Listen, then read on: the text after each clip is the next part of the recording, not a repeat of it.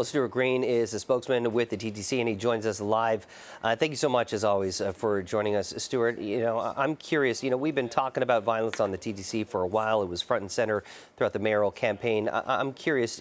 Do you feel that you're getting the support that you need from the city, from police, when it comes to deterring and dealing with these violent incidents that take place on the Transit Commission? First of all, I think Steve just made an excellent point. This is something that goes far beyond the TTC. You and I have talked before about this. These incidents that are happening on the TTC are indicative of something larger. There were a number of violent incidents right across the city and throughout the GTA this weekend, and we saw at least two on the TTC. So all of these are of great concern. We do have great relationships with our partners at Toronto Police. We have great relationships with our partners in the city of Toronto in terms of getting people support and shelter support that they may need. So all of those systems are in place, but we just need more of that support.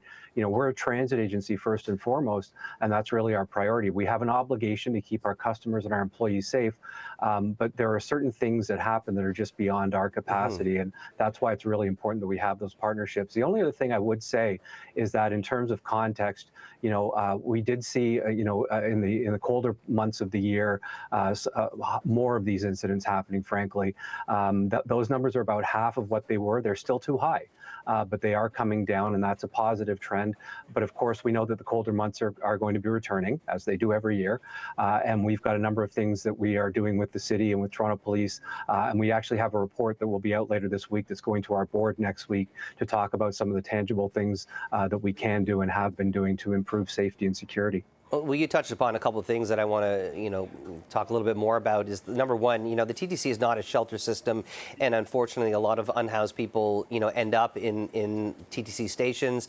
That at times has led to violent interactions with other passengers and TTC staff as well. And you also talked about the fact that things can get maybe a little bit worse in the winter months when a lot of people start to convene on those stations to avoid the cold. Talk a little bit about preparations and what's being done moving into these colder winter months to try and limit, the amount of these incidents that we continue to report on. Yeah, really, it sounds like a cliche, and it is. The prevention is better than the cure. We have very good response. Toronto Police are great. Our special constables are great. Our employees are great at reporting things when they happen and dealing with these things when they happen. The real goal here is to get the number of incidents down, so we're addressing them before they happen. We know that the incident at Kipling involves someone who may have been in a mental health crisis. We don't know the exact circumstances of the Victoria Park incident, but all of these things are of great concern, and they require different approaches. That's why it's so important that we have Toronto Police involved. They're patrolling our system.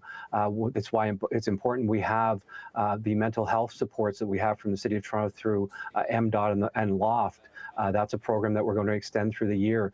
Really, then it gets into the winter months, and we have to look at things like accommodating people who don't have places to stay, who are using the TTC for shelter. It's not a hospitable place. They need proper shelter and support, but we're going to do our part to make sure that people are accommodated as best we can. So really, it's an all hands on deck approach.